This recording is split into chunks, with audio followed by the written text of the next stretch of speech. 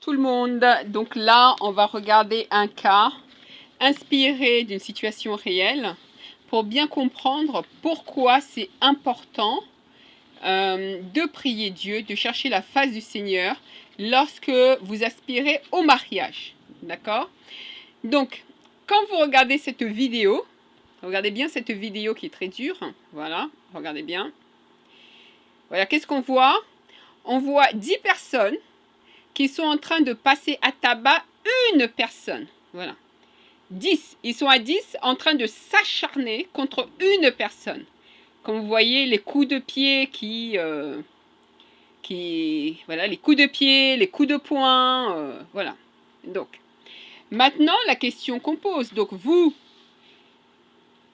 ces 10 personnes-là, voilà, elles vont grandir. Bon, dans ce cas-là, ils ont tabassé un adolescent de 15 ans. Donc, on imagine que dans ces 10 personnes, elles ont, voilà, dans 10 ans, elles seront en âge où elles vont se marier, dans 20 ans, des trucs comme ça. Bon. Ou imaginez que, par exemple, vous vous mariez avec quelqu'un, et cette personne, quand elle était jeune, a participé à des choses comme ça. Ou même pas elle, mais par exemple son propre père. D'accord? Imaginez le père ou votre futur, voilà, qui a fait des choses comme ça. Bon. Si vous ne priez pas Dieu, vous ne pourrez pas savoir, voilà, qu'il y a des problèmes. Donc vous allez vous retrouver avec une personne qui a participé à ce genre de truc. Participer à ce genre de truc, qu'est-ce que ça veut dire? Qu'est-ce que ça reflète? Dedans, on voit très bien qu'il y a l'esprit de violence. Hein, l'esprit de violence qui est très fort, puisque il s'agit de régler tout par les coups. Donc si la personne qui va se marier avec quelqu'un comme ça, qui n'a pas fait de délivrance, très clairement, elle va se faire tabasser. Ça sera la violence domestique. Les enfants aussi se feront taper violemment. Ça sera la violence domestique et contre la femme et contre les enfants. Donc déjà, d'office, vous serez dans ce qu'on appelle un mariage maudit. D'autre part, quand on regarde, qu'est-ce qu'on voit dedans? Il y a la loi du nombre. C'est-à-dire qu'ils se mettent 10 contre 1. Donc dedans, il n'y a aucun qui dit, bon, non, 10 contre 1, c'est pas bon, c'est pas bien. Il faut tout de même que l'un d'entre nous le défende. Donc, comment ça se concrétisera plus tard? Plus tard, ça veut dire que si vous vous mariez avec un type comme ça, qui est passé par ce genre d'expérience, qui a fait ce genre de ça, il ne vous défendra pas quand il y aura beaucoup de gens. Voilà. On continue. Ensuite, on voit qu'il y a le fait de tabasser une personne à terre.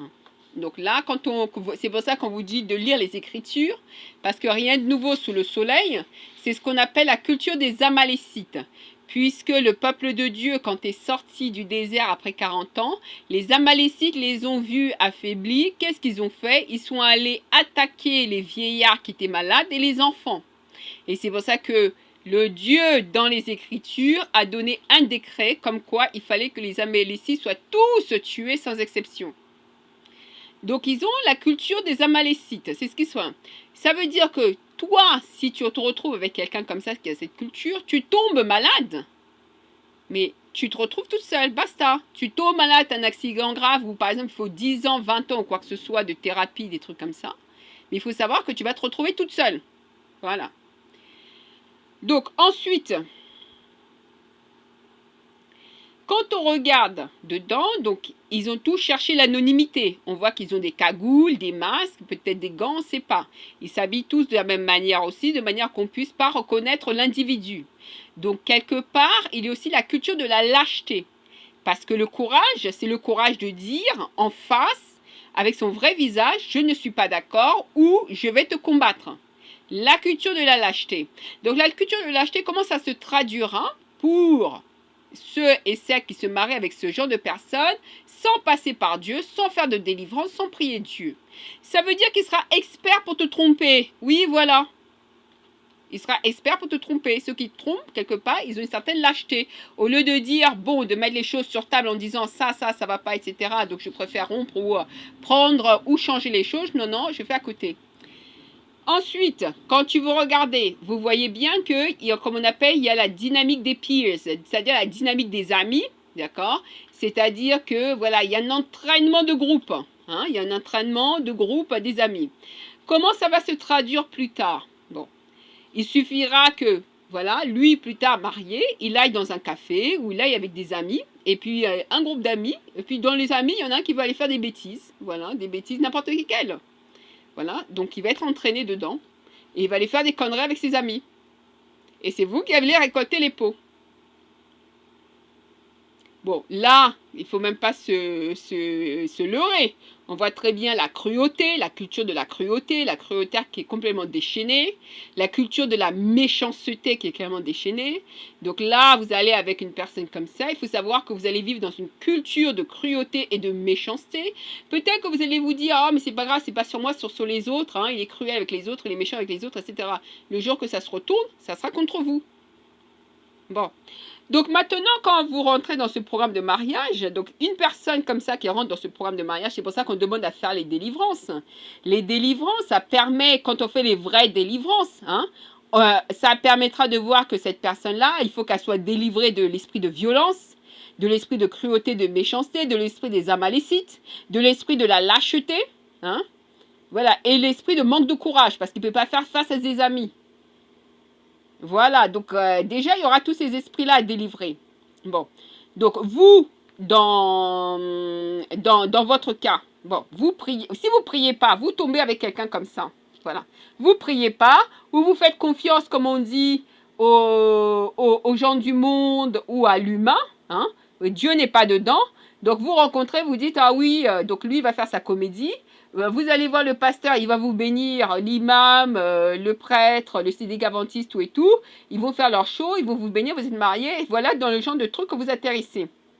Bon, maintenant, ce type-là, Dieu a une femme pour lui. Mais avant que la femme là, avant que Dieu lui ramène sa femme, lui, il va passer, Dieu va lui faire travailler d'abord. Il va d'abord lui faire délivrer de tous ces trucs, lui faire délivrer de l'esprit de mensonge, lui faire délivrer de l'esprit de lâcheté, de l'esprit de violence, l'esprit des amalécites, l'esprit de lâcheté. Voilà, il va lui donner, il va le délivrer d'abord. Donc vous, par exemple, si lui, c'est votre vrai mari, vous commencez à prier tout à coup pour demander votre vrai mari, Dieu sait que c'est lui votre vrai mari. Mais il sait aussi que voilà toutes les conneries qu'il a fait. Donc la première chose que Dieu va faire, ça va être de délivrer ce type. Ou comment délivrer ce type, c'est-à-dire qu'il va lui donner des expériences qui vont faire que le type va vouloir être délivré. Et ça peut prendre un peu de temps. C'est pour ça que vous avez des personnes, bon, maintenant il faut savoir si elle prie bien ou elle prie mal, mais normalement si elle prie bien, elles verront en rêve leur mari, avant, hein. Pendant ce temps, quand elles vont rencontrer tout et tout, quand elle va savoir, bah tiens, on dirait que c'est depuis la période que j'ai prié Dieu tout et tout, le type-là a commencé à voir les choses qu'il a ramenées sur le droit chemin. Donc, c'est pour ça qu'il faut faire la délivrance et vos prières. Maintenant, si c'est le père qui est comme ça, le père qui a participé à ça, bon, a participé à ça et il n'y a pas eu de délivrance ou quoi que ce soit. Bon, vous savez que l'enfant, le type là, il s'est fait tabasser à la maison, le papa était violent, etc., etc. Mais lui-même, il risque aussi d'être violent. Le père trompait la maman à droite et à gauche, tout ça, mais lui-même, il risque aussi de faire la même chose. Le père était plein de cruauté, de méchanceté contre les gens, tout et tout ça. Mais lui-même, il risque aussi d'avoir plein de cruauté, de méchanceté contre les gens et tout ça. Donc c'est pour ça qu'il faut délivrer et savoir aussi d'où ça vient. Par exemple, dans ce cas-là, quand il y a la délivrance, on voit que ça vient du père. Mais des fois, ça vient de la personne elle-même. Donc la délivrance, il faut que ce soit la délivrance, une vraie délivrance complète. Parce que si vous ne faites pas une vraie délivrance complète, parce qu'il y a plein de pasteurs là qui, maintenant, c'est la mode des pasteurs, entre guillemets, tout et tout, même les marabouts, les sorciers, etc., deviennent pasteurs. C'est ce que j'ai appris que, voilà, dans le monde de la sorcellerie, devenir pasteur, c'est le nouveau business. Hein. C'est là où il y a plus d'intérêt. Donc, ce qu'il faut, c'est faire une vraie délivrance. Et quand vous priez, vous demandez évidemment votre mari selon Dieu, dans le temps de Dieu, parce que Dieu est en train de travailler. Donc un type qui a fait ce genre de truc-là, il ne va pas être délivré en 1 heure. Il ne va pas être délivré en 1 semaine.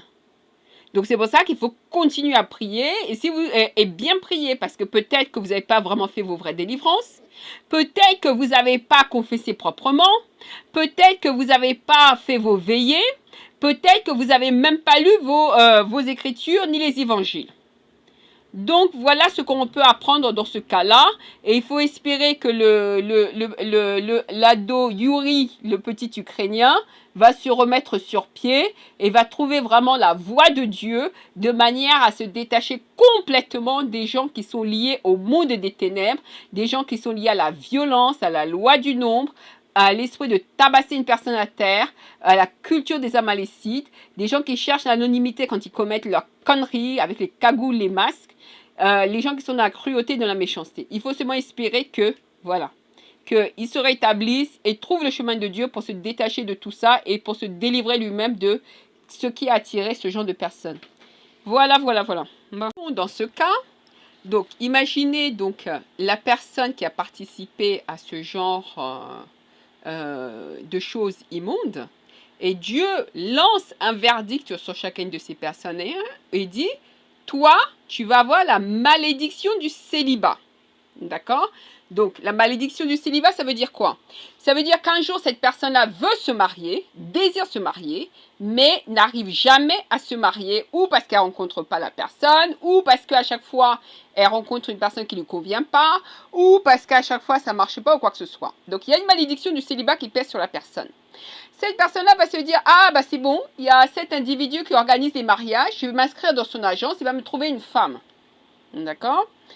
Donc, la personne qui fait son agence de rencontre, de mariage, de quoi que ce soit, touche ses sous ou a en tout cas ce lui convient et arrange, entre guillemets, la rencontre, le mariage de cette personne qui a une malédiction. Ensuite, il se marie. Est-ce que cette malédiction du célibat qui pèse sur cette personne a été réglée ou pas? Non, elle n'a pas été réglée. Pourtant, il y a eu un mariage. Donc, comment ça va se traduire? Ça va se traduire par un mariage maudit.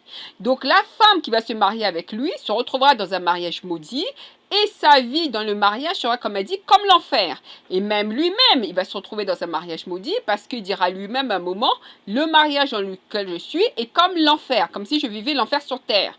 Sans comprendre qu'il y a une malédiction du célibat qui pèse sur cette personne. Donc, de toutes les manières, qu'est-ce que ça montre? Ça montre que à chaque fois que vous faites des mariages, il faut la délivrance. La délivrance. Et si vous voyez qu'il y a une malédiction du célibat qui pèse, là, n'allez pas chercher à vous marier d'abord. Allez d'abord chercher à vous faire délivrer. Et c'est pour ça que dans notre programme de mariage, on insiste tellement sur la délivrance. De toutes les manières, dans le programme dans le programme de mariage, on fait la délivrance et on prie Dieu. On prie Dieu, c'est-à-dire comment obtenir ton conjoint selon Dieu, parce que Dieu connaît les secrets de chacun. Il connaîtra même s'ils ne se font pas attraper ou quoi que ce soit, ou même si, il connaîtra si par exemple ce type-là se présente comme votre mari, il saura ce qu'il a fait et il vous montrera même en rêve, il vous dira peut-être il faut vraiment que la personne se fasse délivrer. Voilà, donc c'est pour ça qu'il vaut mieux faire confiance à Dieu plutôt qu'à l'être humain en ce qui se concerne l'obtention de votre conjoint. Il vaut mieux chercher votre partenaire selon Dieu. Voilà, donc évitez d'entrer dans des mariages maudits.